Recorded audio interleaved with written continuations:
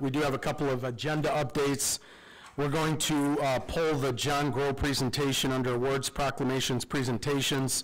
We're going to substitute Dorothy Red for Angie Gorel for the invocation, and we're going to move up under new business the board appointment, Zoning Board of Appeals of Tom Walsh to be read in tonight. Since Mr. Walsh is here, we'll go ahead and move that up just ahead of the standing committees so we can get that read in this evening as well. With that, I will go ahead and ask the clerk to call the roll. Mr. Hoffman? Mr. Kelly? Mr. McDonald? Mr. Neighbors? Mrs. Red? Mr. Salgado? Mr. Schultz? Mr. Tassoni? Mr. Webster? Mr. Westcott? Mr. Arena? Mr. Belich? Mr. Boomer? Mr. Booker? Mr. Butita? Mrs. Crosby? Mr. Fellers? Mr. Fiducia? Mr. Curl? Mrs. Gorel? We have 19 present and 1 absent, Mr. Chairman.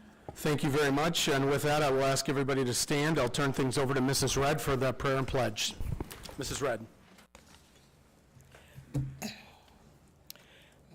Thank you, Father, for allowing us to assemble here this evening. I ask that you give all of us wisdom to do the business of the people and the county.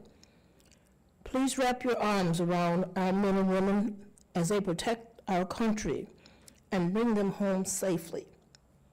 This I ask in your Son's name. Amen. I pledge allegiance to the flag of the United States of America, to the republic for which it stands, one nation, under God, indivisible, with liberty and justice for all.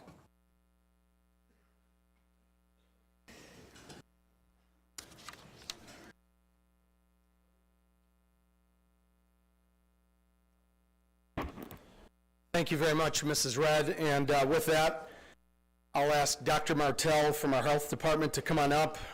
We have a quick proclamation recognizing becoming a trauma-informed community, and this is step 1 of 2. Step 2 will be in a couple of weeks when we bring in a resolution around becoming a trauma-informed community. Tonight, we're just going to overview in the proclamation a couple things related to, and then give Dr. Martell a few minutes to give kind of some background information with all the important work she's doing around this topic, with more information and a resolution for the board to take up here in the very near future. I'll read the proclamation. Whereas Winnebago County, including the Winnebago County Board, is committed to working collectively towards becoming a trauma-informed community to address the significant health and social issues of the community. And whereas the Winnebago County Health Department has established a trauma-informed work group to examine how adverse childhood experiences impact the county's I-Plan 2020 wellness focus priorities of improving maternal and child health, improving mental behavioral health, and eliminating violence. And whereas the mission of the TIW is to help leadership, service organizations, and community members to understand the collective impact of ACEs and foster resiliency in order to improve individual and community well-being. Whereas the TIW has adopted the principles of trauma-informed approach as outlined in the Substance Abuse and Mental Health Administration.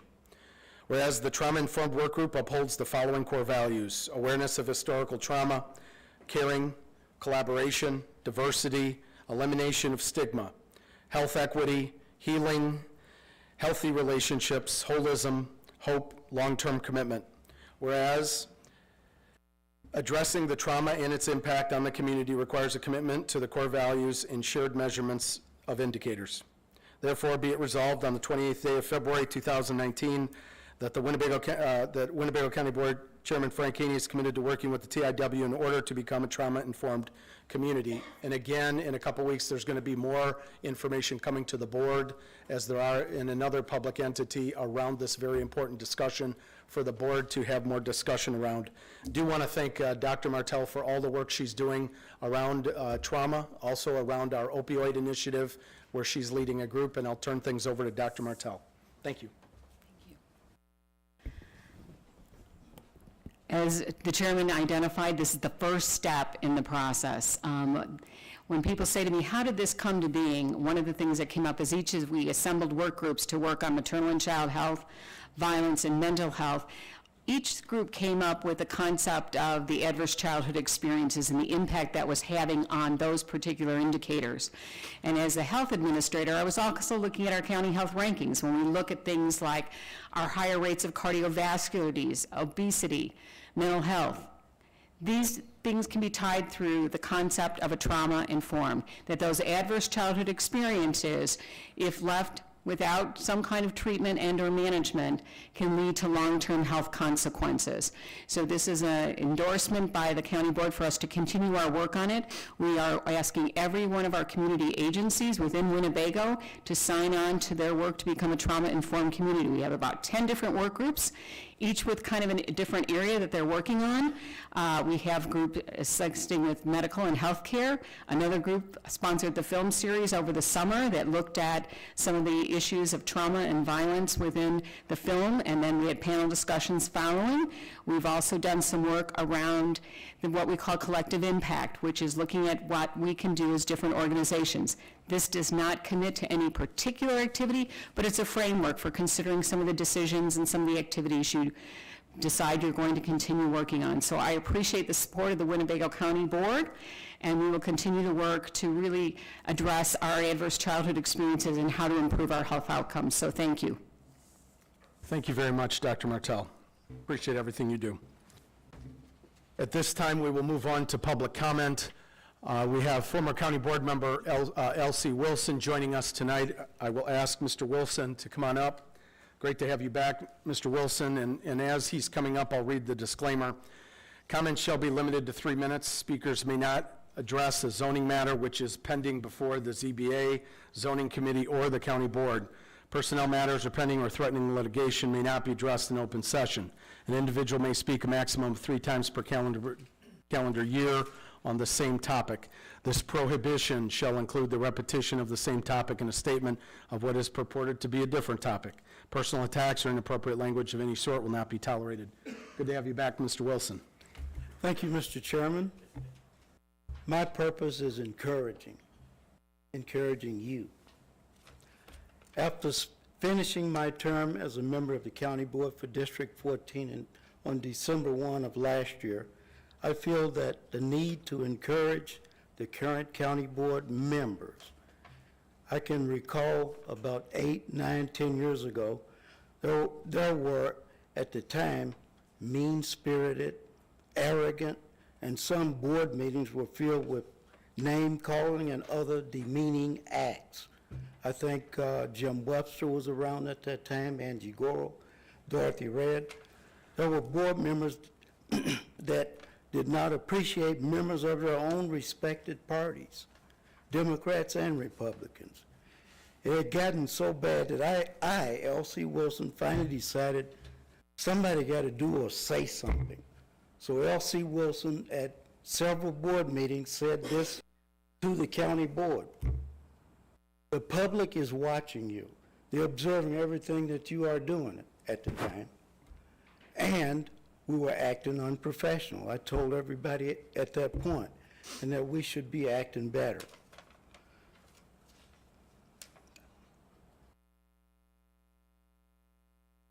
I said to all board members, again, the public is watching, and we need to do better. Finally, we start to be more dignified, board, and started showing respect for each other.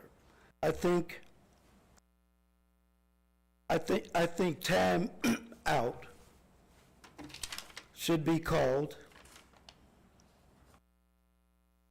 and everyone take a deep breath Please review what your job entails and the role that you play in county government. County board members are elected to oversee the operations, the business, the rules, regulations, and laws of Winnebago County. You may need to refocus. Keep the faith, and there is hope. And I'll leave you with this, and I always try to be this way for most of you that know me. Tact and diplomacy. Thank you. Thank you, Mr. Wilson. Good to have you back. Next item of business would be meeting minutes. May I please have a motion to approve the January 24th minutes and to lay over the February 14th minutes from 2019? May I please have a motion? Motion by Mr. Neighbors, second by Mr. Fellers. Minutes are now before the board. Any comments or questions by board members? Seeing none, all those in favor signify by saying aye. Are there any opposed? Motion passes unanimously. Thank you very much. Next item of business, announcements and communications. I will turn things over to the clerk.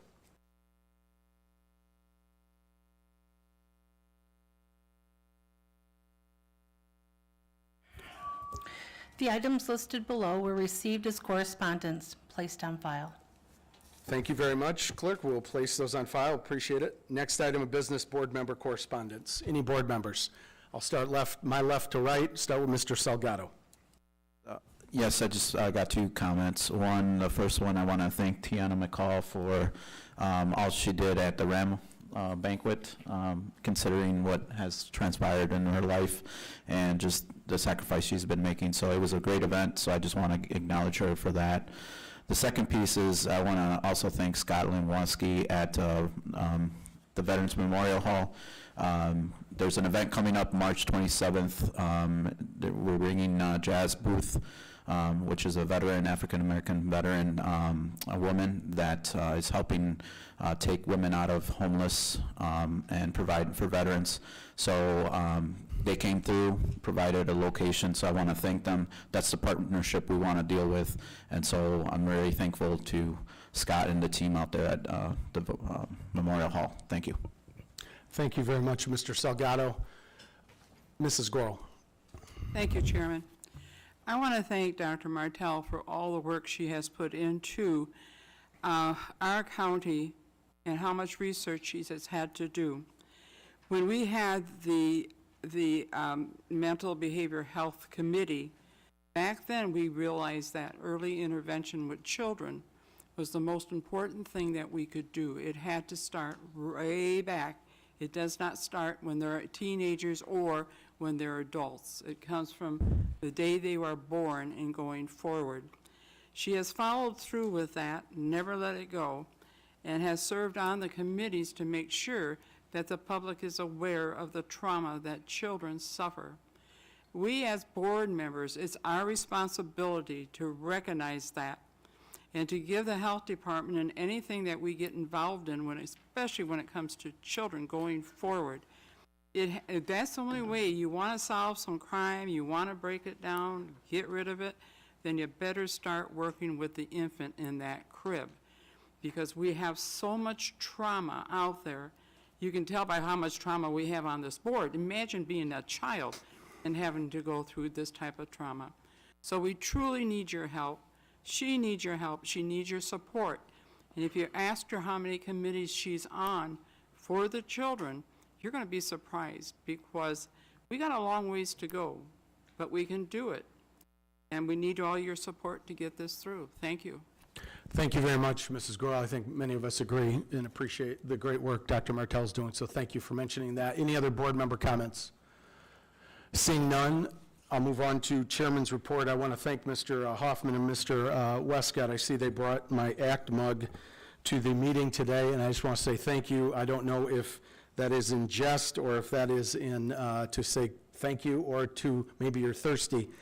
But it does remind me of a couple things. I had a great meeting with Mr. Billick yesterday just to talk issues, talk over coffee on a range of issues, including going forward. And I would just say this, when it comes to the work we have ahead, if you want to sit down and talk on any issue, big or small, something that's bugging you or something that doesn't make sense, something you hear that doesn't sound right, we're at your service, and please give me a call. I'd love to sit down and talk anytime. In terms of the ACT thing, I'm doubling down on that. I want to do better. I want to make sure that the things I'm doing going forward are focused on the things I came here to do. I'm very, very excited again at the things going on in Mr. McDonald's committee related to their strategic initiatives and the shared values discussion.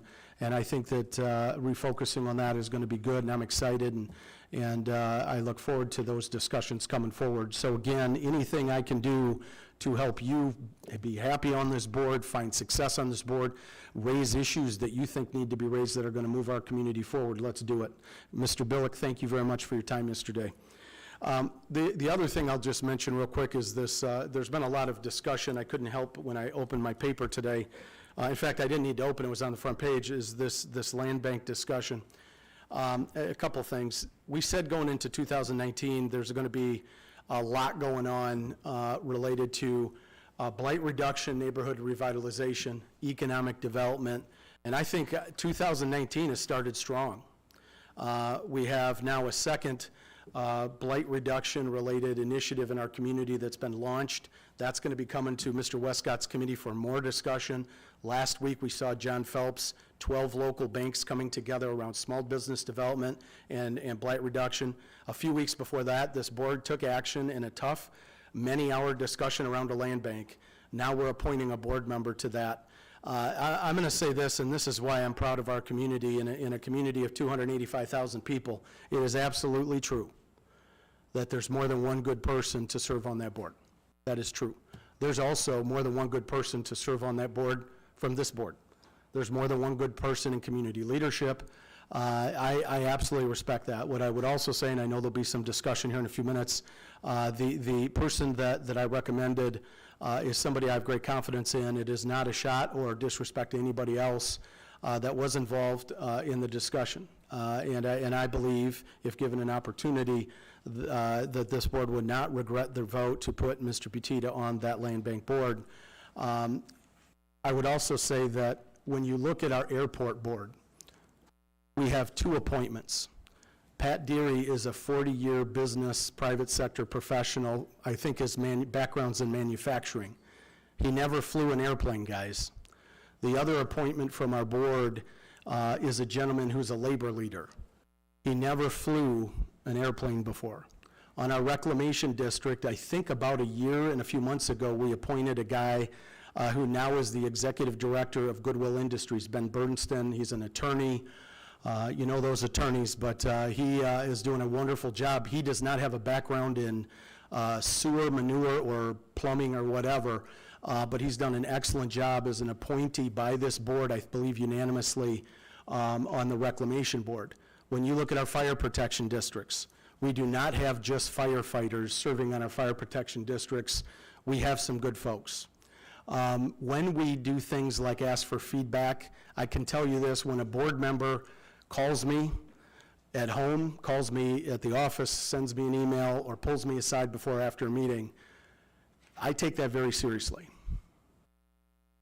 When you talk to me and give me your feedback, and I've gotten it on more than a few occasions, on more than one issue, appointments and otherwise, I can say this is not the only appointment where I've gotten feedback, and because I got feedback from more than one good person, obviously we cannot go in 3 or 4 or 5 directions at one time. And so I mean no disrespect if we went in a direction where you thought we could have gone in another one, or where there was an equal person, or whatever the case may be.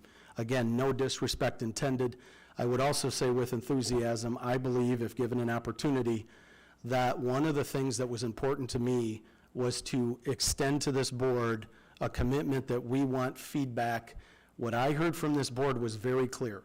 A lot of board members like the idea of a land bank, had concerns about the IGA being kind of a high-level overview, and then refocused and said, that means we better get that policy development phase right. I heard that from people who love the land bank, had trepidation about the land bank, and so I wanted board members to have access to one of their own to really have input. And that was meant respectfully, not disrespectfully. If that came off another way, I apologize. But I will say this, that was the intent, and I think that was behind the basis, one of the main basis points for the recommendation. After a 40-year career in solving problems in business, I think that person has a track record of doing good. I'd ask you to consider that seriously. Regardless of your vote, we move forward in a direction I think that'll be positive, but I also think it takes guts to put yourself out there, and I want to thank Mr. Butita for being willing to do that. With that, I'll conclude my remarks. I appreciate this opportunity, and I'll turn things over to Carla for the administrator's report. Thank you, Chairman. I'm just going to overview a few things that we've been working on in the past few weeks, and then I have a few department heads that have some comments to make.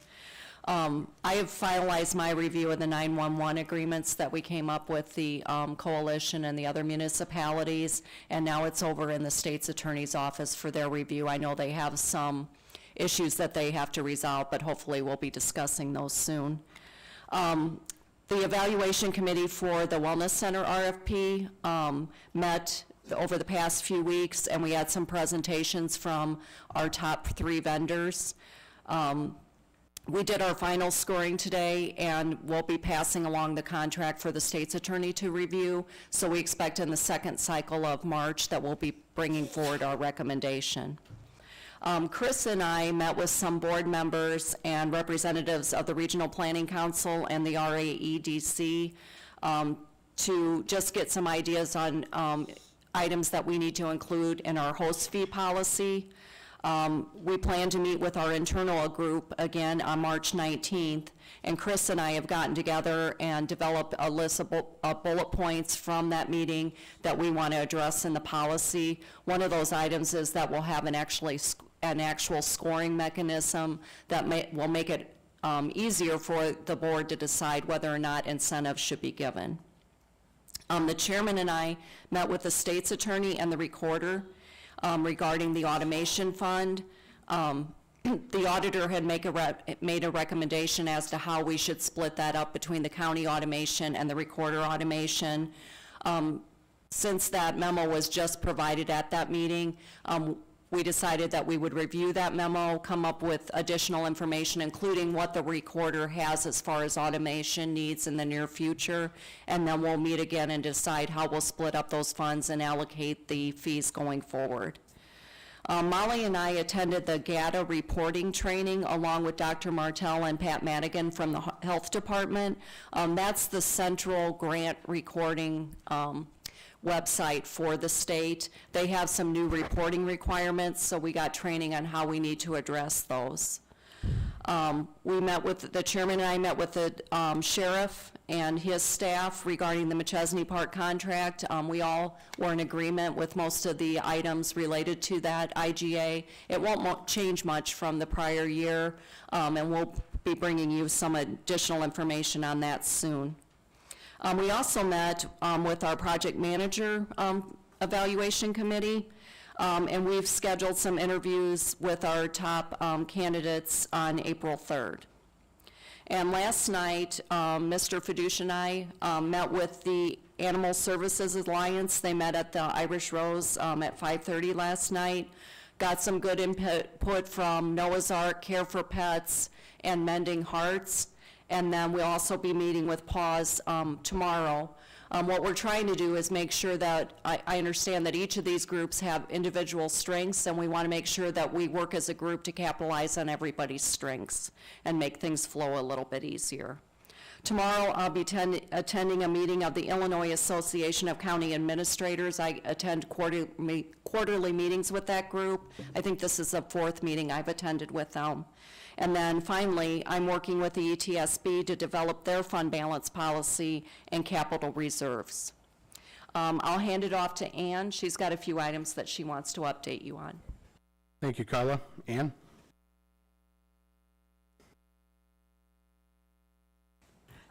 Okay, thank you. You have 2 things that I passed out earlier. One is just the revised executive summary to something that'll be coming up in Public Safety Committee, and so I just wanted to get that to you. And the other is an event that the city and the county are going together, and we're hosting it. It's going to be out at Rock Valley College, no cost, but it's a free event. But it's geared towards our local businesses on how to sell to us, the Park District, RMTD, the highway department. So please take it back to the businesses in your area. If you'd like anything electronically, I'd be happy to send it to you, but please promote it, and so we can have a successful event, because we want to have more local, small businesses be our providers.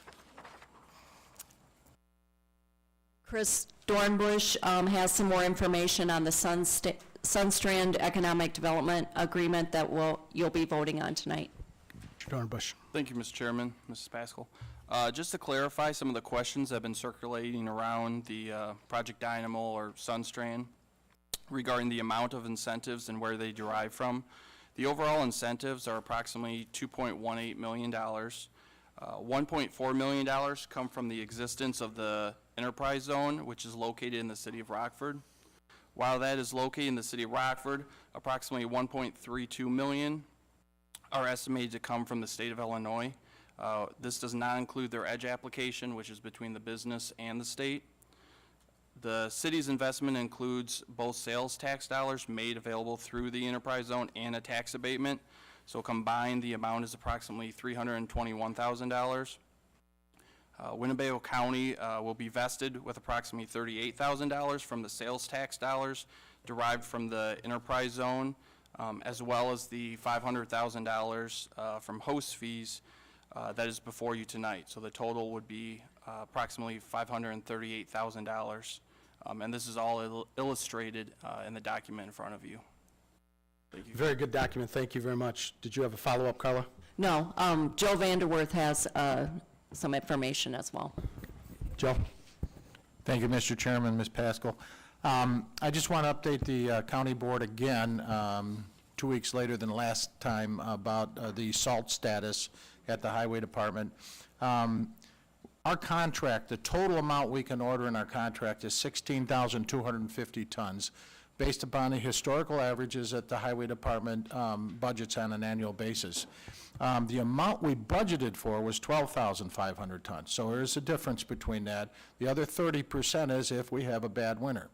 We are looking at going beyond the 16,250 tons, and we've done it in such a way, without getting into a lot of details, that we can get it for about the same price that we've gotten all our tonnage for so far, which is $74 and some odd cents a ton.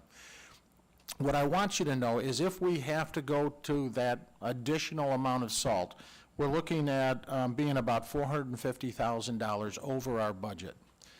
With that said, we have looked at our budget. I have found a place where I can reduce our budget, but because, the money is very tight, it's going to affect our highway program going into this coming year. If you have any questions or want more details, I'd be happy to provide them to you. Thank you.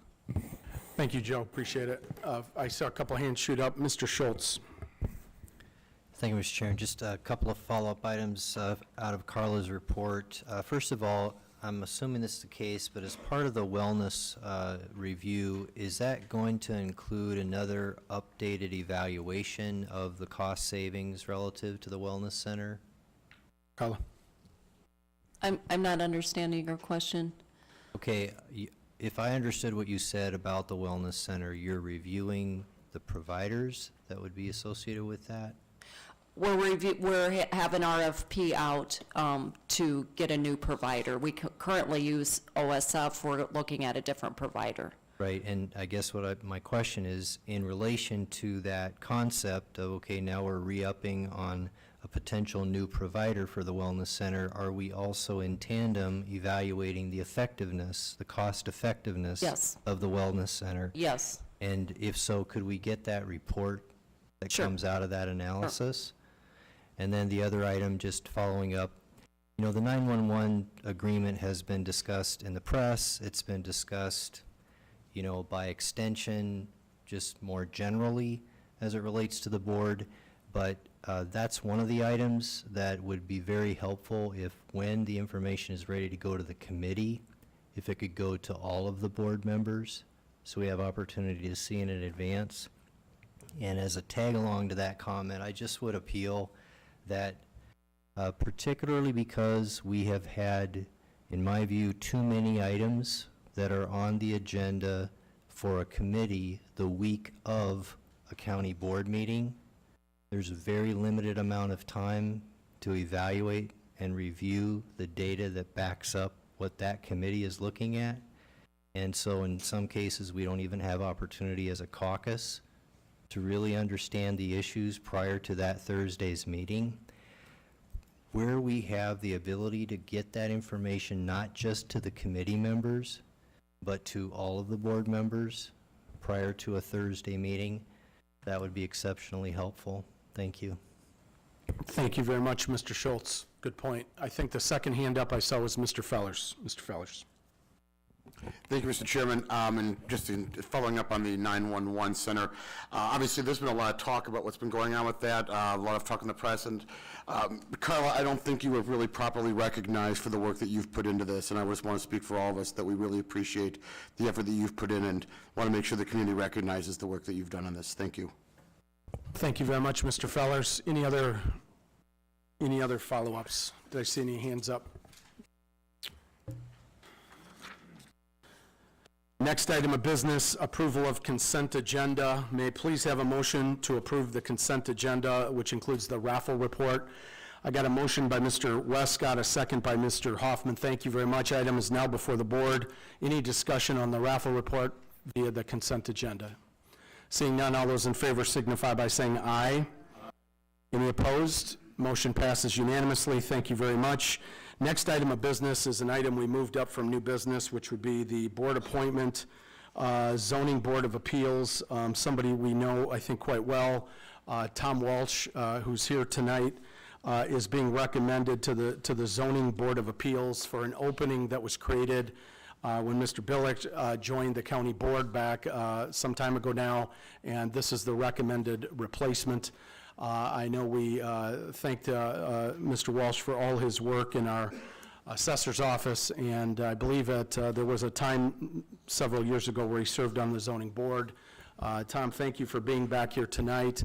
I have a couple hands up. I think I saw Mr. Fellers first, and then Mr. Webster. Mr. Fellers. Thank you, Mr. Chairman.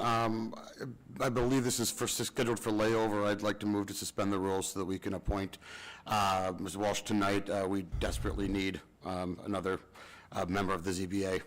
Okay, I think Mr. Webster had a hand up as well. So we got a motion to suspend the rules. May I have a second on the suspension of rules? Mr. Webster on the suspension, or second, and Mrs. Gorel.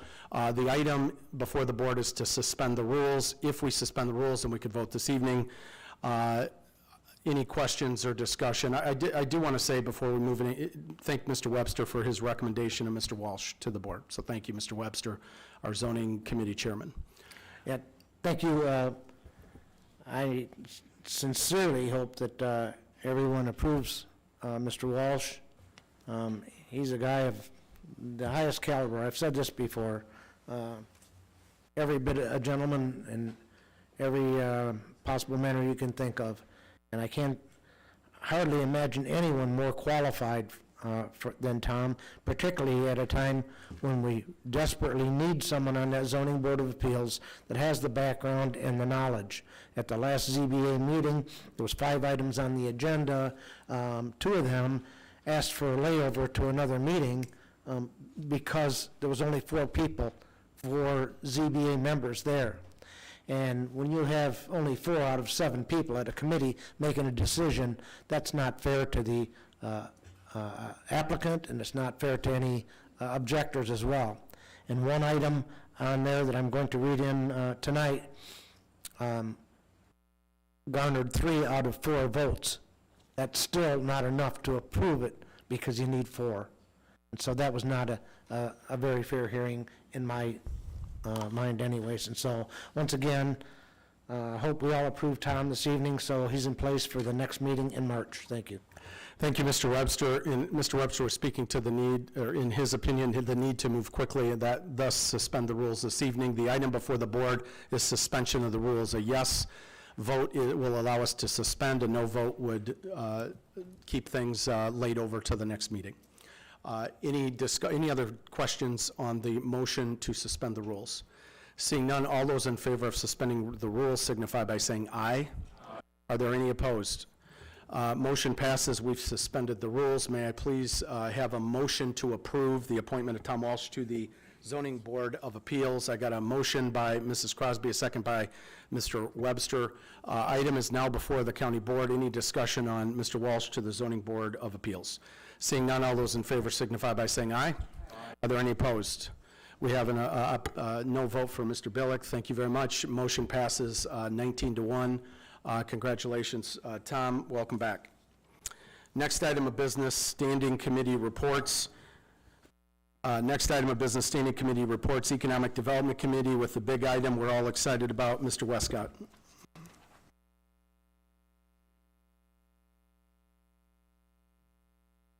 Thank you, Chairman. We have a resolution authorizing execution of an economic development agreement with Hamilton Sunstrand Corporation, part of Collins Aerospace, and I move.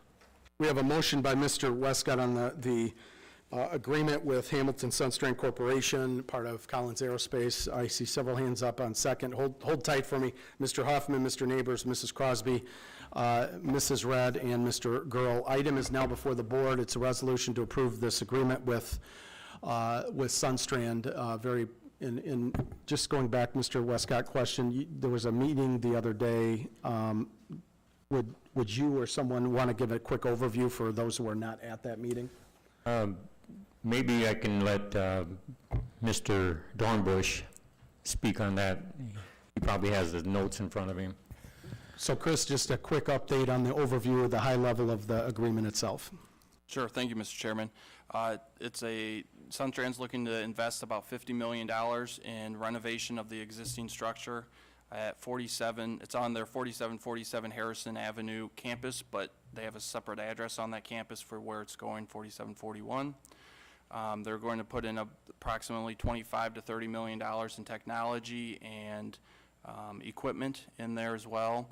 Looking to hire about 50 jobs. The agreement states they need to have 50 jobs by the end of 3 years. And slipping my mind a little second. And Welcome to my world. Incentives are $7,500 per employee for that because of the amount of capital that they're putting in. Seem to be fair. I would add two quick points of information. One is but-for language is in the agreement or in the contract. If not but for these incentives, there's a belief this would not have happened. Sunstrand had options in other parts. There are other locations around the country. I know that was part of the discussion. Correct. The second is the clawback on some of the jobs requirements over time. Correct. Any questions, comments by board members? Mr. Gurl. Thank you, Mr. Chairman. This expansion is in my district, and I spoke with a representative from Collins Aerospace UTC today. He asked me if I had any questions, concerns, and I told him basically no. This was a great deal for not just the city of Rockford, but the county and the region as a whole as we move into becoming a leader in aerospace technologies. And I had spoke with him about possibly partnering and helping us in the future with our Barbara Coleman Center on creating STEM engineering programs, getting high school students into STEM orientated classes, so we can actually build our own engineers here at home. Sunstrand has done a great job at hiring locally, and they pledge to try to hire as many local new jobs as they can. It is a very specific job orientation that Sunstrand deals with, as a few of our board members have worked there and know. So they're going to be a great partner, I think, going forward, not with just the Rockford region, but the community and as a whole. So I would encourage all my board members to vote for this. Thank you. Thank you very much, Mr. Gurl. Mr. Webster. Yeah, thank you. Yeah, I am going to support this for all the reasons that Mr. Gurl has mentioned, and then some. I think it's important. I think it's a company with a good track record and so forth. But the only point I wanted to make was when I thought about this in comparison to the recent Loves Park one we did there, okay? I think about, what's in it for us, correct? We always got to kind of think about that, I believe. And so when I look at these host fee expenditures that we have, so I did some checking back on the when we did the Lowe's Park thing. So they provided a return on investment for us there. And it's a whopping $16 million in sales tax alone over a 20-year period. That's the projection. And so our investment for that was approximately, our return on investment on that will be about $4 for every dollar that we put into it or more. And so when I look at all these others across here, I'd like to see us come up with some sort of a formula or some sort of response for each and every one of these long terms that we have. What has been our return on the investment on each and every one of them so far? I thought that they did a great job of providing all that information for us on the Lowe's Park one. The Sunstrand one, I think, is going to be rather obvious as well. Hopefully these folks that are getting these jobs will go spend some of that money over at Costco and all the other new stuff over there, and we'll get even more of a return on our investment there. The other thing I want to say is about the host fees there. After we make this commitment here, with our projections, our most recent projections, we will be left with excess of revenues over expenditures of a little over $500,000. That's all we have left out of $4,700,000 in our expected revenue this year. And that's what that's what I'm reading right here. I thought it was $398,000, but now it says $518,170. That's the latest.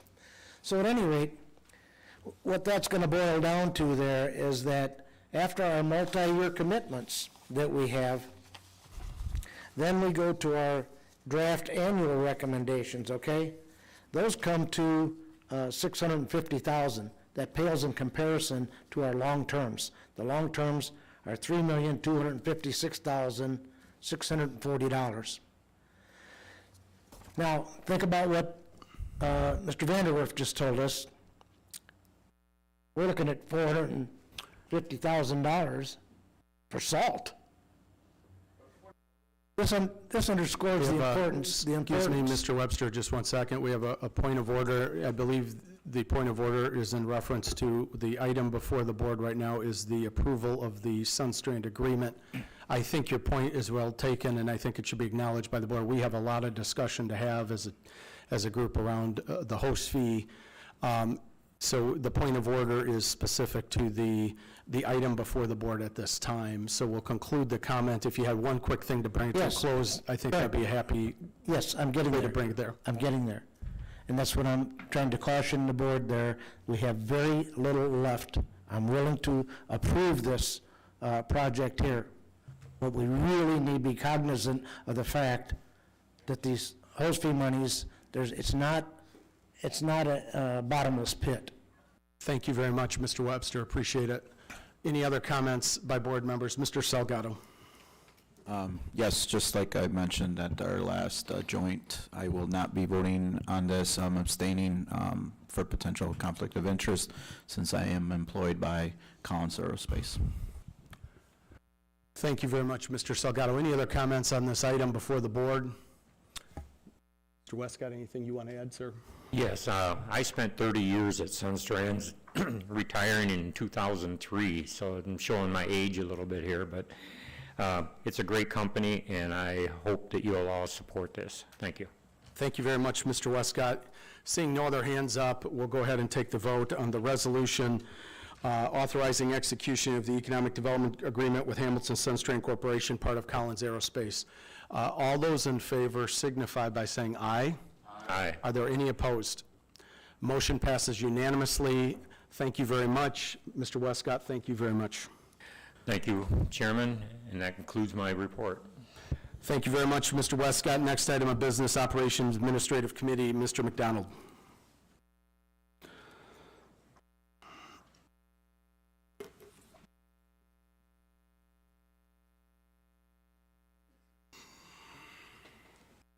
Mr. McDonald. Thank you, Mr. Chairman. The Operations Committee has one resolution for you tonight, awarding exterior wall restoration for 526 West State Street building. We got a resolution awarding exterior wall restoration for 526 West State Street building. May I have a second? I see a couple hands up. Mr. Westcott, Mr. Hoffman, thank you. Item is now before the board. We have a motion, a second on item 2 under Operations Committee, the resolution awarding the exterior wall restoration. Any discussion by board members? Any questions by board members? Yes, Mr. Schultz. Just because of the size of the expenditure and that it relates just to exterior wall restoration, I'm just wondering if we evaluated any alternatives other than restoring it to its previous condition. Before I go to staff, I'll see if Mr. McDonald wants to add anything, then I'll kick things to staff. Who would like to speak to it, Carla? Thank you, Chairman. We provided an evaluation, a memo that evaluated all the options related to this, and the conclusion was this was the most economical option. And we're also against a time factor in that we put this off from last year, and now it's very difficult for Sean and his crew to keep mold from developing behind the facade that's moving away from the building. And this project will be a 4.5-month-long project using 4 masons on a daily basis. So it's imperative that we do get this approved. But we did evaluate that, and it seems that this is the most economical option. As a follow-up, just a point of information, I believe this laid over a couple of times. Mr. McDonald laid it over at least one time for more discussion. Correct. Yeah, I agree with you, Mr. Schultz. This is a huge amount of money. You know me with public safety. I'd rather spend the money on deputies. So we've looked for historic credits. We've looked for, can we rip it down and put something else up that's less expensive? I feel that the county has done their due diligence to make sure we're spending the least possible. Thank you, Mr. McDonald. I believe, and thank you to the staff. I think Mr. Arena dove in and had a whole bunch of questions on this front as well. I see a hand up, Mrs. Grohl.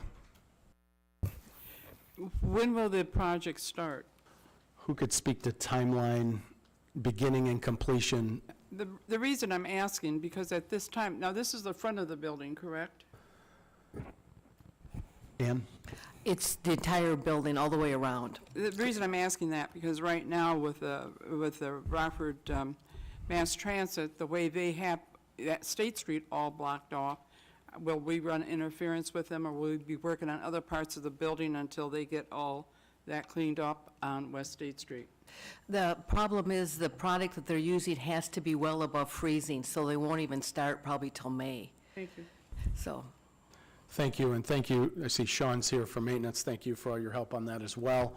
Any other quick questions or comments? Oh, just for the record, the amount of the project is what again? What's that dollar amount, just so we put that on the record? Ian? Sorry.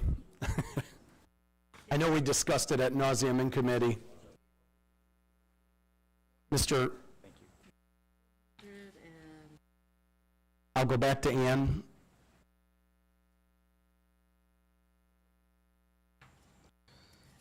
Do you have it, Mr. Fellers? Yep. Okay. For $453,200, that's the Mike Harris Mason contractor bid. $453,000. Yeah, $453,200. Sorry about that. I just want to put that on the record And as well. baked in is a $25,000 overage in case they find more damage. Lovely.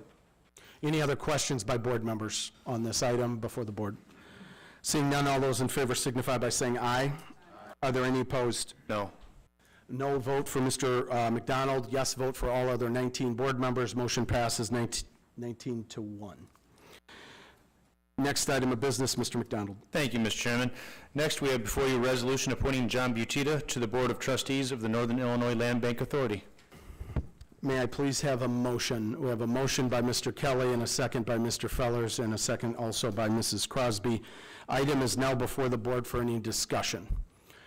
If it's okay, I'll go to Mr. Butita first. Thank you, Mr. Chairman. Thank you, Mr. Chairman. Obviously, I'm going to abstain from this vote. I'd like to make just a couple of comments, please. I did not seek out this appointment as a trustee of the Land Bank, nor did I actively promote myself for this appointment.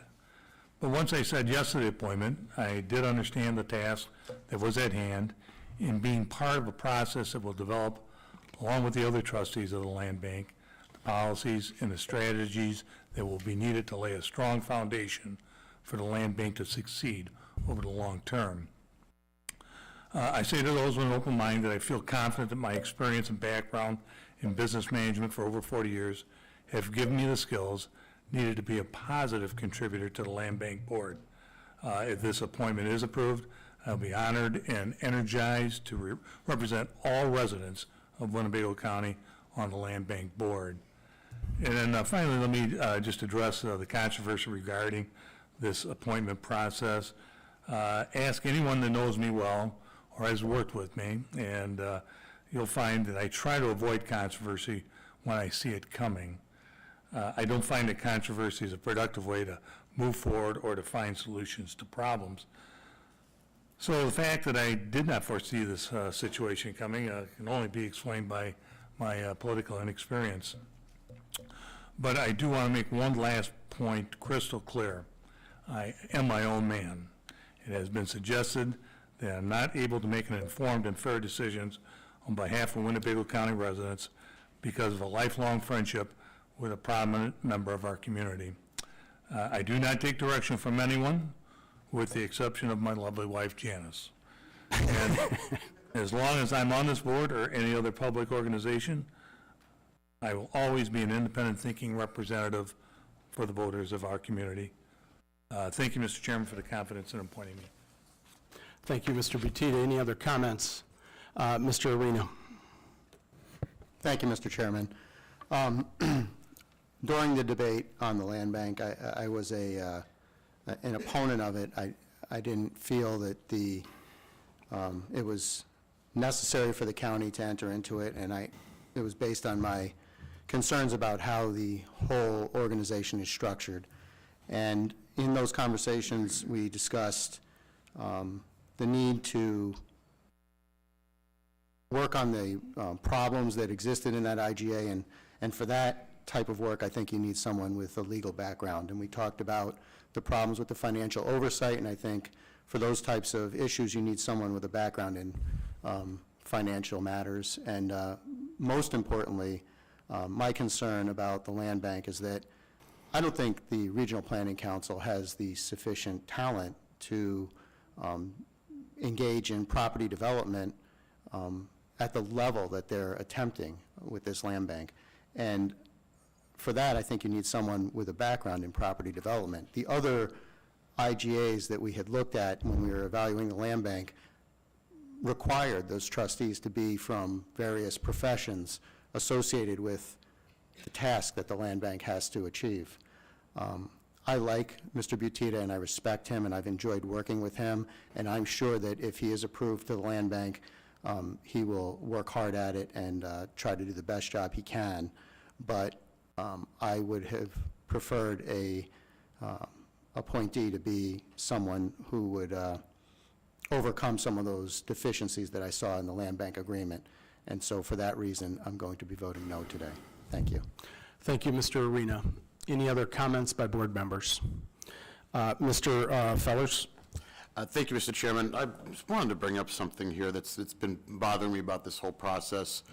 There have been times where we've nominated without controversy members of this board to other representative boards. I mean, if I remember correctly, we have a liaison with the RAVE board, with the RAADC, with quite a few others, and typically out of respect, and I think this is consistent across all elected bodies, that unless there is something that is for whatever reason disqualifying for any particular matter, that we grant each other the respect of other board members and approve those nominations. It worries me that after listening to the debate, that there really is nothing disqualifying about Mr. Butita to serve this position on the land bank. He has experience working with this community, and this land bank is an interesting beast in some ways, and it's kind of fairly typical of all of our other boards in many other ways. For one, you know, our trustee on this board isn't necessarily doesn't just oversee the unincorporated parts of Winnebago County. They oversee all of Winnebago County and all the municipalities that will eventually take place in this. You know, Rockford isn't the only part of Winnebago County with blight problems. South Beloit, per capita, has a much greater blight issue than we do here down in the city. And I think Mr. Butita's skill set as a business person for 40 years is more than adequate to be able to work with these different municipalities and make sure that we are doing the best thing that we can for the entire county with the limited funds that we have. It's been suggested that this is so much more important than anything else we do, but frankly, there's no county dollars right now going to the land bank. I mean, we spend $500,000 a year for the rave board, and I don't even know who our representative on the rave board is right now. And if there was controversy when that person was appointed, if they had an entertainment background or a development background. So out of respect for all of us, and I would hope that you would have this respect for me because I have it for you, and you know, and again, unless there is a single disqualifying factor, if we nominate one of our own to one of these boards, I think that all of us should support that person in that process. Thank you very much. Thank you. Point of information, Mr. Westcott did serve on the rave board up until just a few months ago. And thank you for your service on that. Was there another hand up? I have Mrs. Crosby, then Mr. Salgado. Mrs. Crosby. Before us is the nomination of John Butita for the Land Bank trustee. In the Illinois Constitution, our state laws and our ordinances are very clear in that the nomination is a decision by the chairman. As board members, we are given no vested powers that authorize us to select our own candidate. And this was confirmed by Attorney Kerlinkus in our operations meeting last week. Should you believe John Butita to be inept, incompetent, ineffective, unable to perform his duties, that would be one thing. You can raise your hand and let yourself be known. But the truth of the matter is, he is very competent. And I have to say to myself, what is the real resistance, the true resistance, on why John Butita has received such resistance? And everyone embraces transparency, so let's be transparent. Some board members believe that because John Butita knows Mike Dunn, that that's a bad thing. And because of that, they believe that Mike Dunn will have an undue influence in a very corrupt and immoral and unprofessional way. And I say, well, let's look at the body of work of Mike Dunn. One of Mike Dunn's greatest accomplishments is that he has reduced by 62% the taxes citizens pay towards the airport. 62%. None of us can make that statement in this room. We are now the 18th largest cargo airport in the nation with 170 flights going out every week. We have 27 domestic flights going to 14 destinations, and tomorrow they start valet services for our visitors to the airport. Mr. Webster. You said earlier when I was speaking, keep it relevant to the issue Mr. at hand. I'm going to have you speak into the microphone, sir. I'm sorry, I couldn't hear you. Thank you. As you mentioned earlier, keep it relevant to the issue at hand. The issue at hand is not Mike Dunn. The issue at hand is Mr. Butita. Thank you.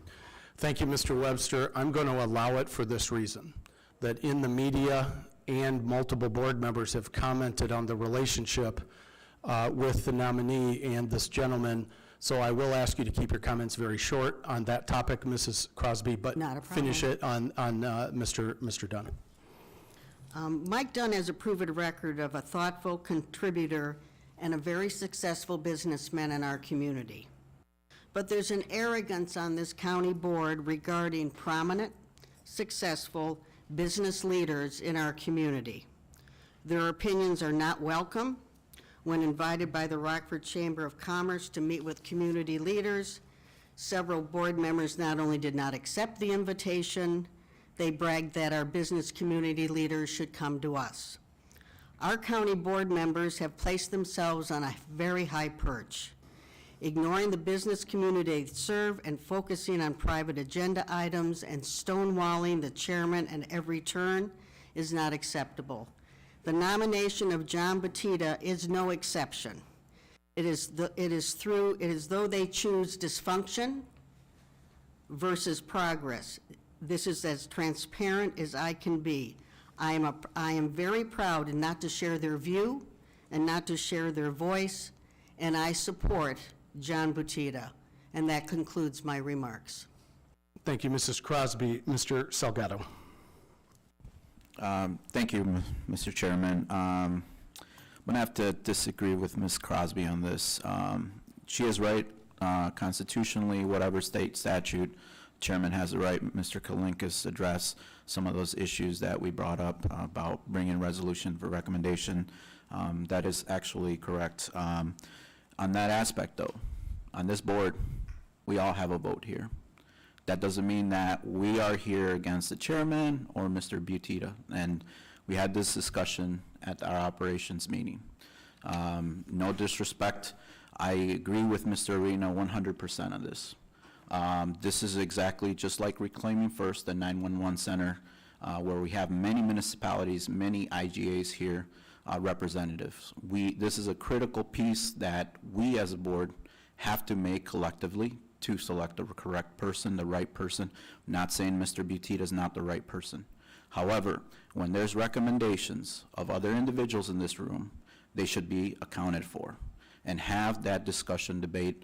The chairman can recommend who he wants, and I asked him at that operations meeting, what is your plan B if this doesn't go through? He said, I have a plan B, I will go through committee and stuff like that. So we can continue to go around this situation, but I'm just telling you, we have the right to vote on this. Just because Mr. Haney has a recommendation, maybe it's 20-0 that we approve this. However, the coin flip, it could go the other way. This is a critical piece, as like Mr. Arena has kind of laid out for us. This is critical, just like the Reclaiming First, the 911 center with different municipalities. That's why it's not a big deal as Mr. Tom Walsh was just appointed to the Zoning Board of Appeals, because we know the track record. We understand that, and he's been on there. So it makes sense, crystal clear. Same thing with the cemetery appointments. This is a critical piece for a community. There was debate about the land bank, and that's why we are here having this debate and this discussion. So I asked, that we keep that in mind, and I appreciate Ms. Crosby, but I have to disagree with what she said, that, there's things saying that, everything's about against Mr. Haney. It's not about Mr. Haney. If there is 18-2 votes, the board has spoken. Now, whatever the case may be, maybe some people say it's a co-op or whatever, but it's not. It's everybody's vote here counts, and we got to respect that and move on. We cannot continue to point fingers, that person and this. So let's move on and hopefully, get a good vote on this. Thank you very much. Thank you very much, Mr. Salgado. Just point of information, there's agreement that the recommendations made by the chairman, the final vote on approval is made by the board. We agree. Any other comments, questions by board members? I thought I saw one more hand up. Mrs. Goro. Thank you, Chairman. I have no qualm with Mr. Butita, but I'm right with Mr. Arena and Mr. Salgado on what they're saying. This whole land bank needs to we really need to take a closer look at it, and we do want to make sure that at the beginning that we have the right people in place for it, because we're not voting on Mike Dunn. We're not voting on all this other stuff. We're voting actually on the land bank, who's going to operate it, how it's going to run, and I think that's what we really should be looking at. I don't have any problems with Mr. Butita, but I want to know more about the land bank, and I want to see more idea on how it's truly going to function. And I'd also like to know the other entities that are involved, how they are coming along with their recommendations and who they're recommending. Thank you. I'll take that as a question. I think I could speak to that because this came up in Mr. McDonald's committee the other day. The city of Rockford appointed their city administrator. Boone County appointed their county board, one of their county board members. City of Belvedere appointed a community member, a community leader type. So the three entities, along with Winnebago County, that have appointed have been eclectic in their, I think it's safe to say, three different types of appointments, which is similar of many lay boards in the community. Thank you very much for your comments, Mrs. Gorel. If I missed somebody, I don't think I did. Mr. Fellers. Thank you. Another point of clarification, you know, the Board of Trustees for the Land Bank is not going to be setting policy. That's what the staff at the RPC, and we are actually very fortunate with the RPC because we have probably the only person in, well, one of the only people in all of Illinois who's actually run a land bank that's going to be helping us put this together. I mean, that's the biggest challenge of all of this, is that there's only one person in Winnebago County that really has ever done a land bank before, and that's where the driving influence is going to be. You know, the key here for our trustee is someone that we trust and that we know and that we can have a good relationship, because we need someone who's going to report back to us. We know that that report is going to be trustworthy, is going to be honest, and that they're going to be there for all of the meetings and everything else. I can't think of you know, a fellow board member as a better choice for that, and I really don't understand why this has become such a big deal. Thank you, Mr. Fellers. I'll go back to Mr. Arena, second time, Mr. Arena. Thank you, Mr. Chairman. Just point of clarification, it was my understanding from the IGA of the land bank that the trustees do set the policy of it, and the executive director is permitted to operate subject to the policies that they set. So I interpret that to mean that group of trustees are the people who are going to be making decisions on what the land bank does, how it does it, all the functions of the land bank. And I think that they're, from the perspective of someone who's been in the business of taking rundown housing and, you know, redeveloping it and renting it out for 28 years, I know it's difficult. I've dealt with a lot of other people who do the same thing. Some are successful, some fail. You know, all of these abandoned properties were somebody's great idea at some point. You know, somebody thought it was going to work out for them, and it doesn't. So I think there's evidence that it's not a sure thing. And again, that's why my vote isn't against Mr. Butita. I think he's a great guy, and it's not for any other reason other than that I have reservations about the land bank, and I would like to see some expertise in its Board of Trustees. Thank you. Thank you, Mr. Arena. I think it's safe to say the board, just like a board policy at Winnebago County, staff follows the board policies set by the Winnebago County Board and the Board of Trustees. Since there's been comments on this, there is a lawyer for the land bank who is one of the leading land bank lawyers in the state. He was involved in the South Suburban Land Bank, in addition to Mr. Setter on the staff level. Is there any other comments, any other questions by board members? I think I missed a hand along the way. Seeing none, I guess I didn't miss a hand along the way. Mr. McDonald, anything you wanted to add, sir? Nothing further, thank you. Thank you. The item before the board is the approval, or the resolution appointing John Butita to the Board of Trustees for the Northern Illinois Land Bank Authority. I will ask the clerk to call the roll, please. Mr. McDonald? No. Mr. Neighbors? No. Mrs. Red? Mr. Salgado? No. Mr. Schultz? No. Mr. Tassoni? Yes. Mr. Webster? No. Mr. Westcott? No. Mr. Arena? No. Mr. Belich? No. Mr. Boomer? No. Mr. Booker? Yes. Mr. Butita? Abstaining. Sorry. Mrs. Crosby? Yes. Mr. Fellers? Yes. Mr. Fiducia? No. Mr. Gurl? Mrs. Gorel? No. Mr. Hoffman? No. Mr. Kelly? Yes. We have 5 yes, 14 no, and 1 abstain. Thank you. Motion fails. Mr. McDonald. That concludes the report. Thank you. Thank you very much. Next item of business, Finance Committee, Mr. Salgado.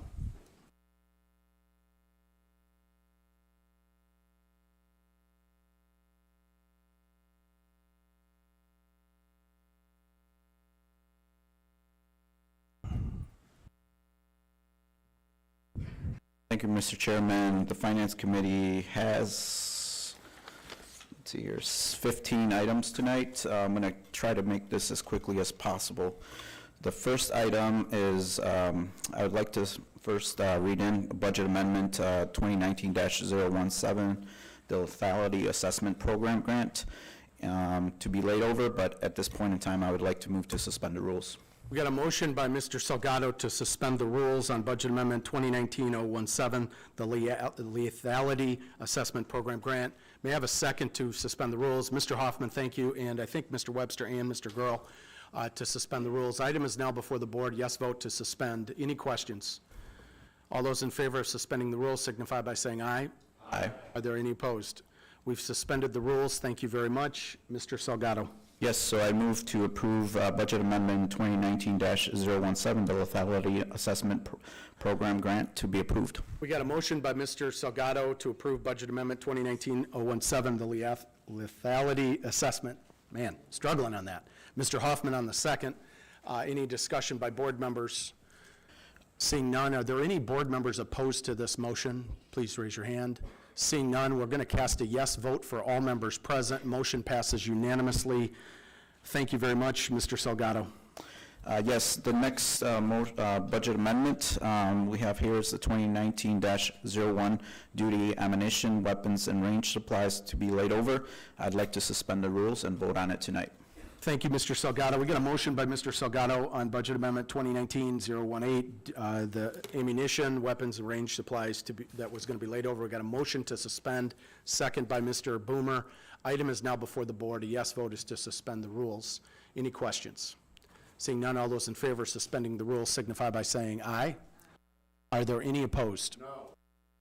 I have Mr. Fellers and Mrs. Gorel on no votes to suspend the rules. All other members cast a yes vote, so we have suspended the rules. Thank you very much. Mr. Salgado. Yes, so I move to approve Budget Amendment 2019-018, duty ammunition, weapons, range, and supplies.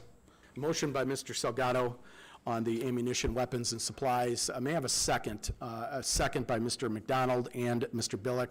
Thank you very much. Item is now before the board. I'll go to Mr. Salgado. Thank you, Mr. Chairman. I'd like to speak to this, and I would like to amend this budget amendment on the simple reason that the revenue source general fund to actually come from the federal drug seizure fund.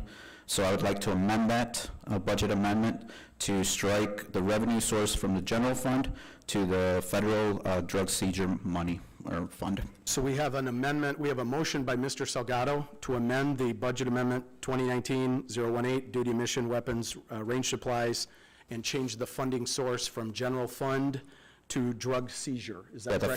The federal drug seizure money. Federal drug seizure. So we have a motion by Mr. Salgado to change the funding source. I have a second by Mr. Boomer, a second by Mrs. Gorel, a second by Mrs. Red. The motion to amend is now before the board. A yes vote would allow us to amend the item to change the funding source to the federal drug seizure fund. Thank you, Mr. Salgado. Any discussion? I see hands up, and I'm going to get to everybody. I'm going to start with Mr. Girl, and we'll work this way. Mr. Girl. Thank you, Chairman. I guess my question is to the state's attorney's office if we actually have the authority to direct the sheriff to spend from that fund, or if it's just the general public safety fund that we have the authority over.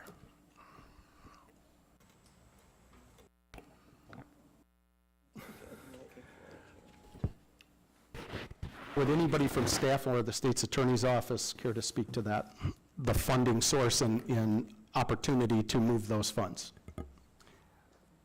I can address it. Thank you, Chairman. I know State's Attorney Height Ross is looking into this too. don't know anything that would prohibit you from amending the budget amendment. If you're asking whether that's a legal expense of that, I can't answer that without doing some research. But amending the budget amendment to do so, I would think would be a proper thing that you could do tonight. Oh, it's on. So if you're asking if it's legal for federal drug seizure funds to be used by law enforcement for training, et cetera, and purchase of equipment, I believe it is. But there's certain guidelines. I don't have them in front of me, but I do review those routinely.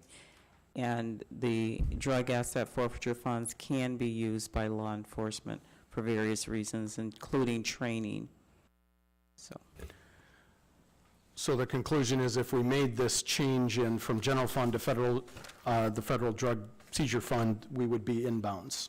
That's what I'm hearing from the state's attorney's office. Is that correct at this time? I believe it would be appropriate. Okay. Mr. Gurl, on a follow-up.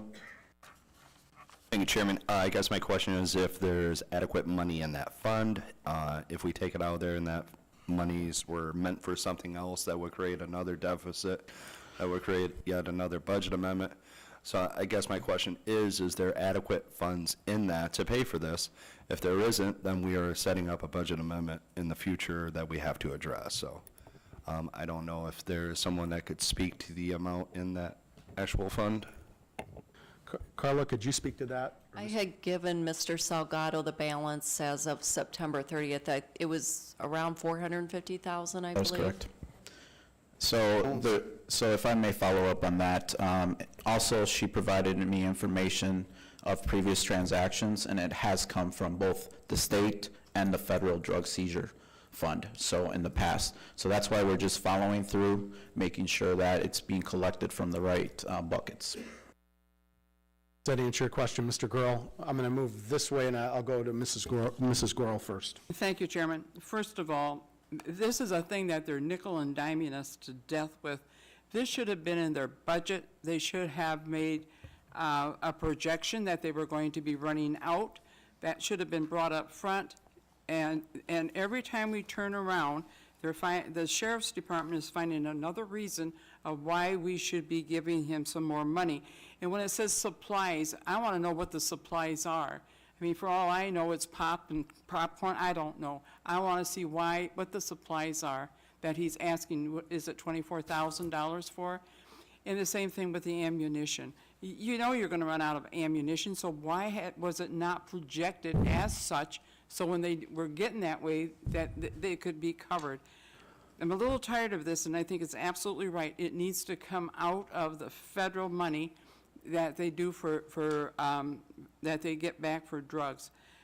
This is ridiculous that we keep getting these little things coming before us, and I will vote no for this, but I'll vote for it if they will take it out of another fund other than our general fund. Thank you. Thank you, Mrs. Gurl. Mr. Fellers. Thank you, Mr. Chairman. I want to echo on what Mrs. Gurl said. This board was very clear, and by a majority when we passed our budget, that the sheriff had his budget. There was not going to be any more, right? Money's coming his way from budget amendments. How this was not actually accounted for when it seems one of the most obvious things that they would spend money on. And I think there were 12 of us that made it clear we weren't voting for any additional budget amendments, unless the sheriff came to the table. The sheriff has not come to the table. I will not be supporting this. Thank you, Mr. Fellers. I believe the next item is, our next person up is Mr. McDonald. Mr. McDonald. Thank you, Mr. Chairman. I'd like to remind everybody the sheriff did ask for more. He did have more into his budget, and we're the ones that cut it. Thank you. Thank you, Mr. McDonald.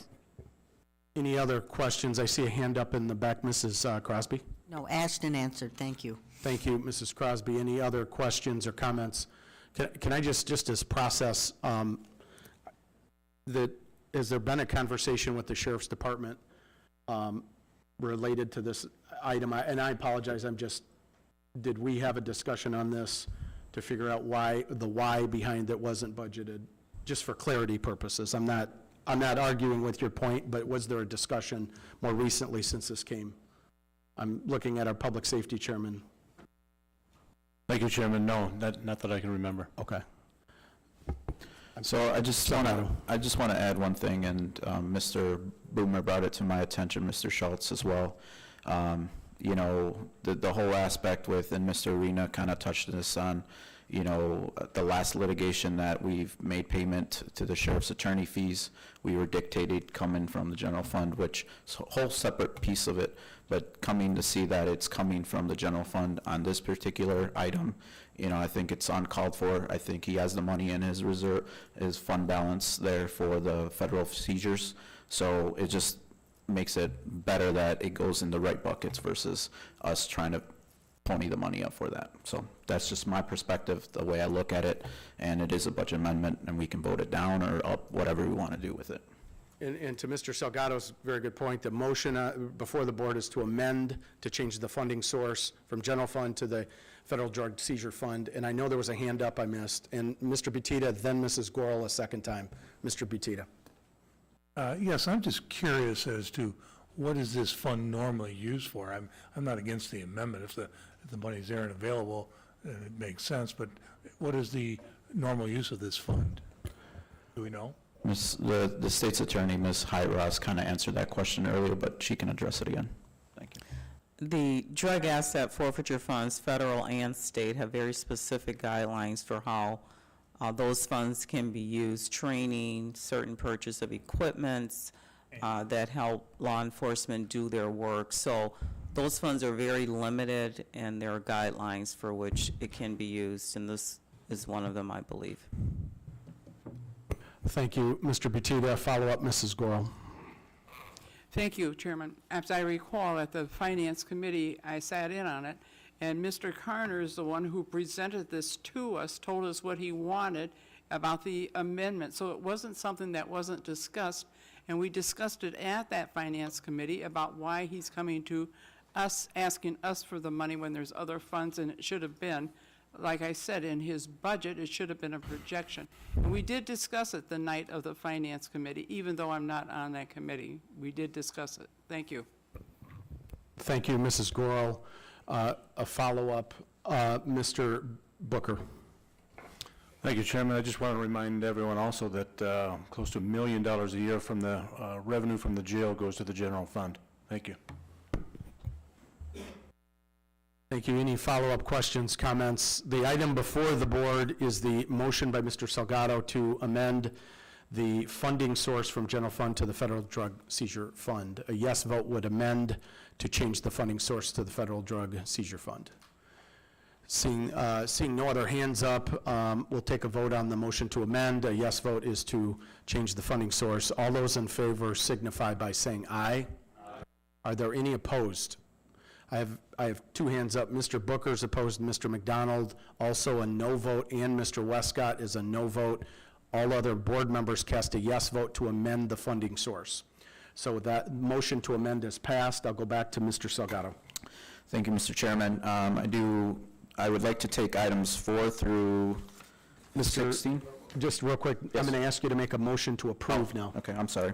I move to approve the budget amendment, the amended budget amendment for 2019-018, duty ammunition, weapons, and range supplies.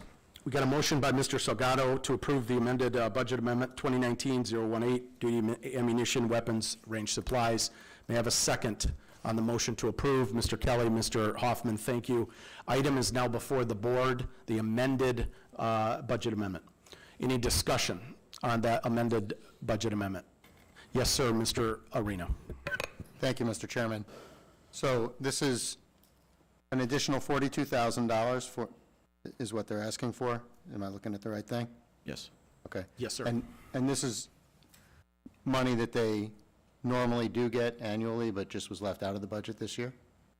Is that why there's? I believe, if I'm not mistaken, Mr. Carner can maybe address that, but I think it's every 3 years that they kind of buy in bulk, and so they're kind of running low, so that's why this year they're kind of have to make that order. Is that correct? Mr. Carner.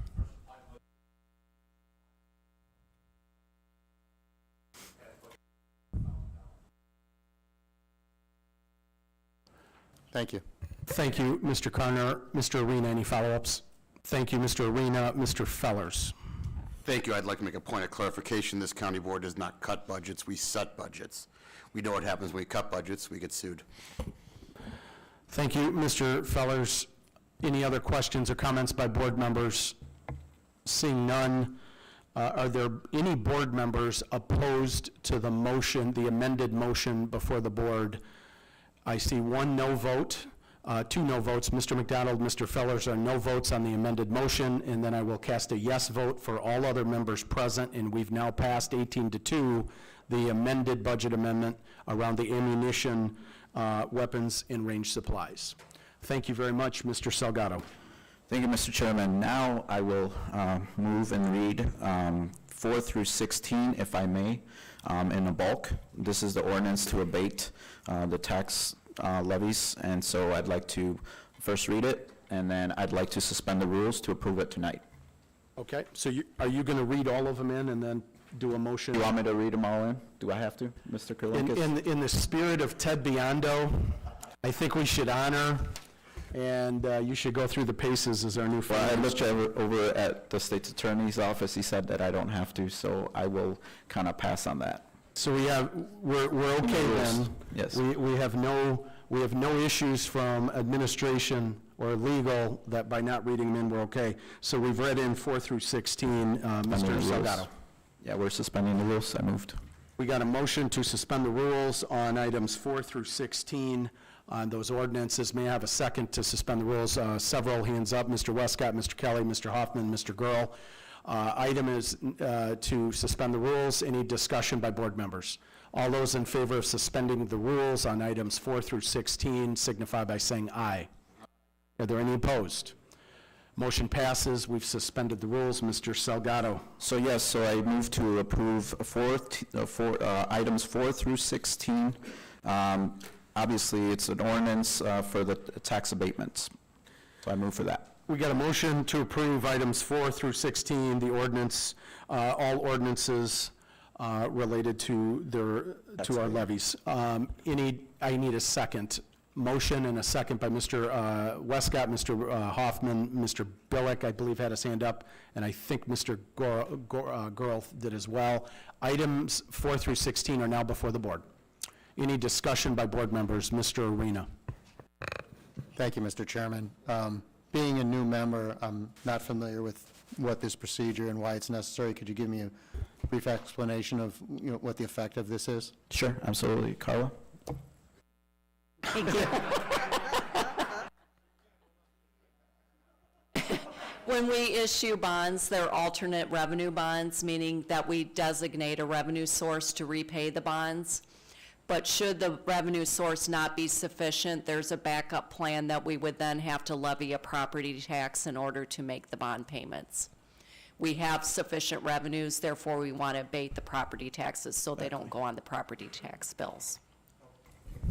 Thank you very much, Mr. Arena. Thank you, Carla. Any other follow-up questions on items 4 through 16? Seeing none, are there any board members opposed to this motion, 4 through 16? Seeing none, we'll cast a yes vote for all 20 members. We've passed it unanimously. Thank you very much, Mr. Salgado. Thank you, Mr. Chairman. That concludes our report. Thank you very much. Thank you. Zoning Committee, Mr. Webster.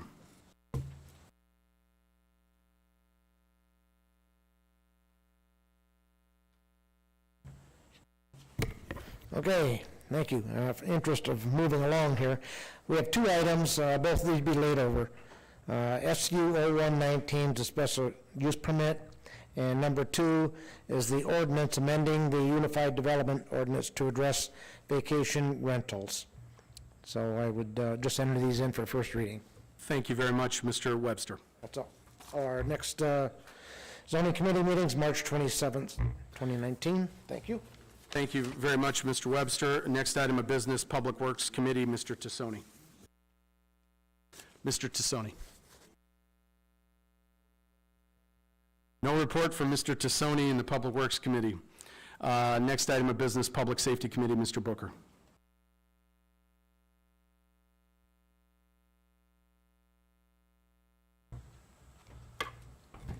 Thank you, Chairman. I have one item on the executive summary that I move to approve, that was approved unanimously by the Public Safety Committee.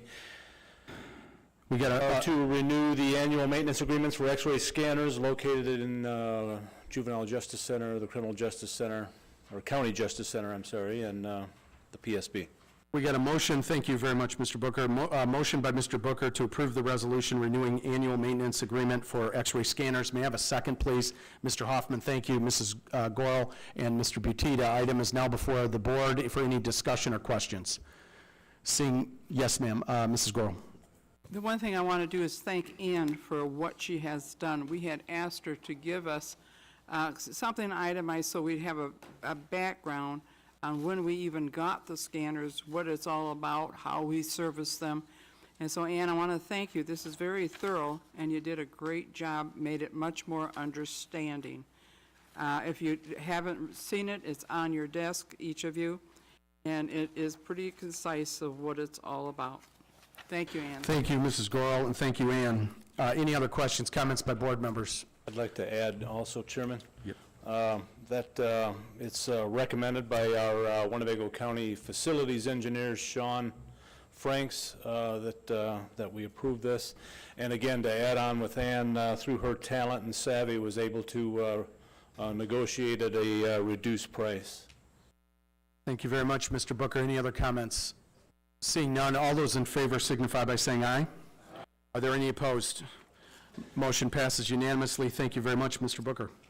One other item is I was provided a report by the Winnebago County Sheriff's Corrections Superintendent, Bob Redmond.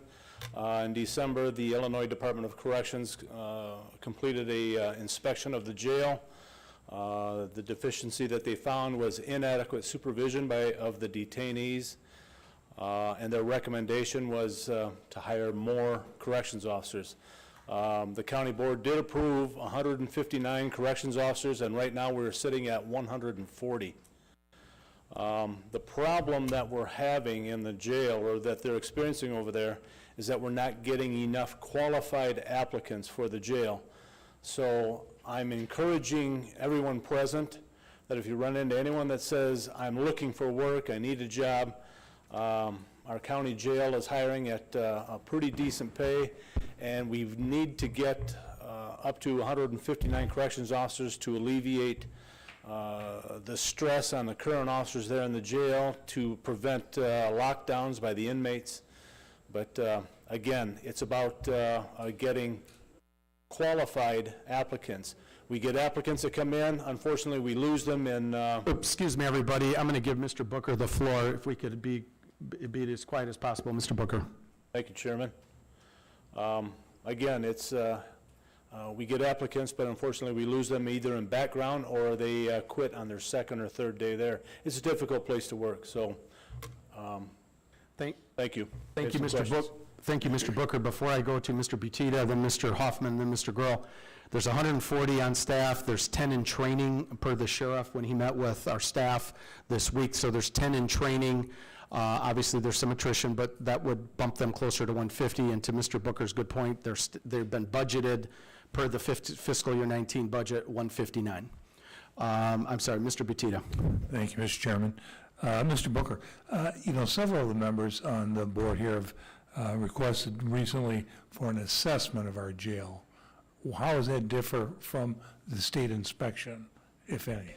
I think the assessment that you're inquiring about has to do with, is it like an independent study or a study by the internal officers? The ASME union, they have their own studies. But no, the difference is, I don't know if it's annually, biannually, if the Illinois Department of Corrections conducts an inspection of the county jails, of the facilities in every county.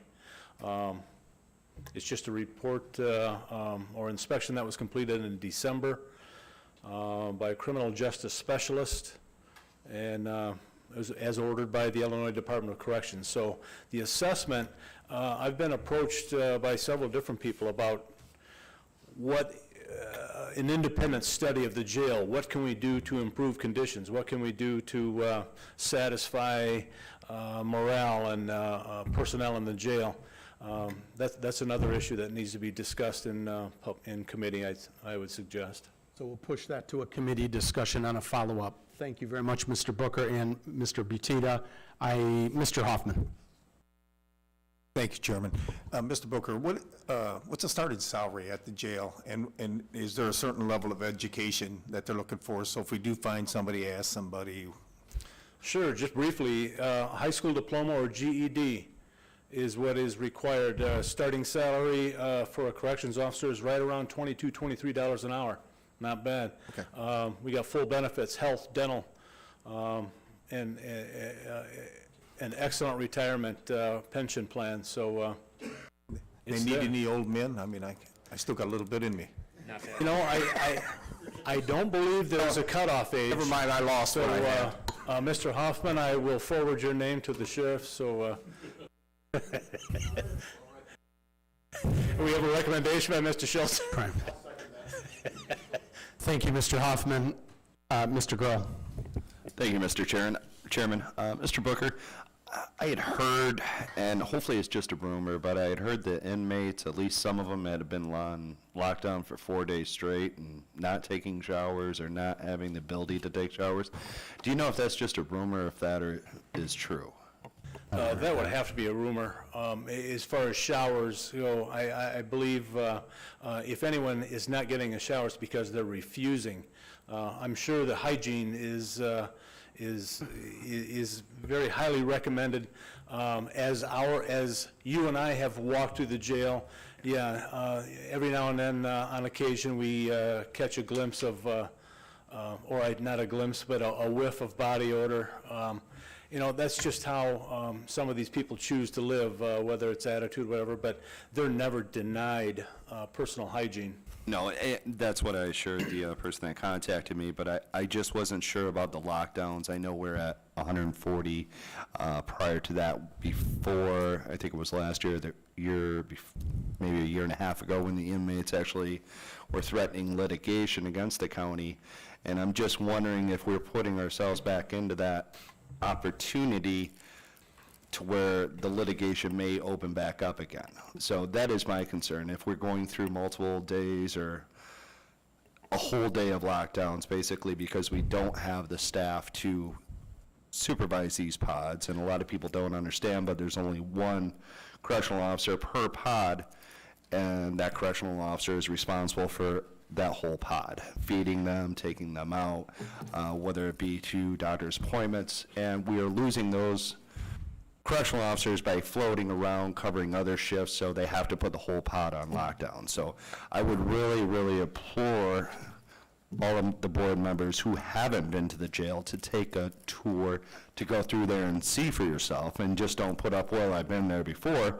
No, you need to see it now and exactly what the staff is working with, because we are creating a possible work environment that could lead to litigation if we don't fix this with more bodies in there. So that is my, thank you. Thank you very much, Mr. Grohl.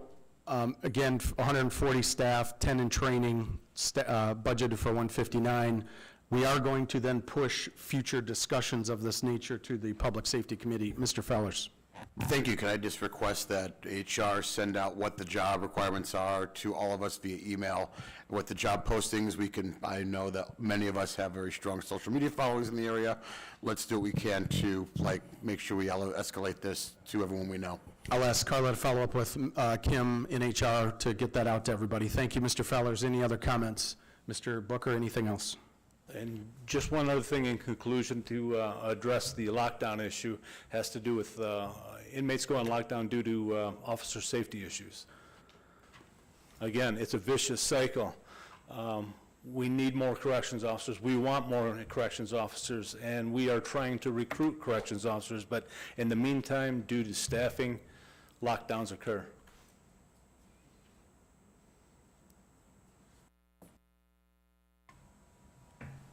Thank you, Mr. Booker. Mr. Webster. Yeah, I'm just thinking, we have this ongoing problem with River Bluff as well. We can't get enough people to apply to be the nurses and that. And so we've had to go to two, not one, but two unemployment agencies to try to get enough bodies in there to fill up our needs for the head count for nurses. And so I just wonder, when the sheriff's department needs more people there, is he advertising, like in some nationwide journal or a state journal, or are we advertising in, say, the Freeport newspaper as well or something? Because I'm sure a lot of these areas around us are, depressed, that could use, people could use jobs. How are we advertising for jobs? I think that's a great question, and I think that's been a hot topic with the nursing home as well, if it's okay. I think that's going to require quite a bit of feedback on what they're currently doing by the sheriff's department, who is, I think Mr. Carner has left.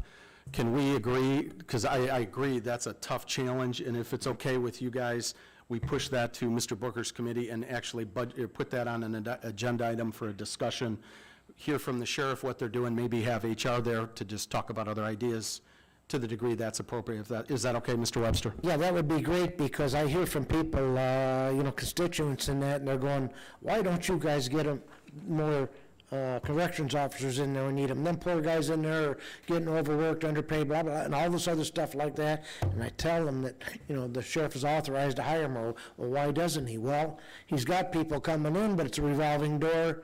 They come in and work a little bit, get some training, and they're off to some other department and that. And so this is a struggle for us, and I wish that word would get out there, that we are doing the best we can to get the corrections officers needed in that jail. And we can't go over and beat people over the head and force them to work there. So it's a difficult situation. Thank you. Thank you, Mr. Webster. We'll have some good discussions in the Public Safety Committee. I think I saw one more hand. Mr. Gurl on a follow-up. Thank you, Chairman. I know with River Bluff, we had partnered with WTVO and did a lot of advertising. There was commercials ran. I know with the Sheriff's Department, there has been a very, very highly active social marketing towards promoting for this job.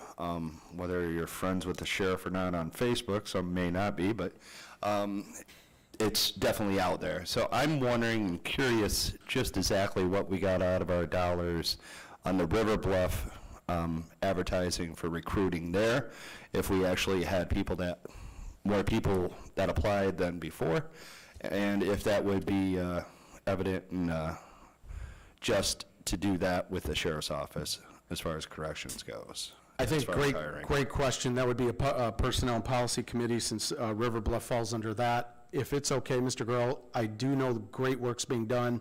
Sheila offered some really good information at a meeting earlier this week. With your permission, could we get that to a committee discussion and/or bring it back, whatever staff decides on that? Because I do think some good things are in the works and in process, but in the spirit of moving this, I do think there's a lot of energy for what are we doing to attract talent, retain talent, and I respect the question. Let's get that so we got all the information and the right people giving it to you, if that's okay, sir. Mrs. Grohl. Thank you. Tuesday, 4 o'clock, River Bluff.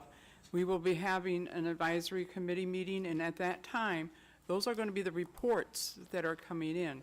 We are even going to get a report from Gus Gettner, because one of the things we were losing was a lot of money because our IT department was way behind out there. So if you want to know what we're doing and how it's coming along, 4 o'clock Tuesday afternoon, River Bluff. Thank you. Thank you, Mrs. Grohl. Mr. Arena. Thank you, Mr. Chairman. Just on this conversation of employees, I did have a meeting with the folks at the Chamber of Commerce about issues in general, and they encouraged us to utilize them as a resource. So possibly as we continue in these discussions on attracting talent and keeping it, maybe we invite them to sit in too, and they might have some expertise that'd be helpful. Thank you. Thank you, Mr. Arena. Anything else, Mr. Booker?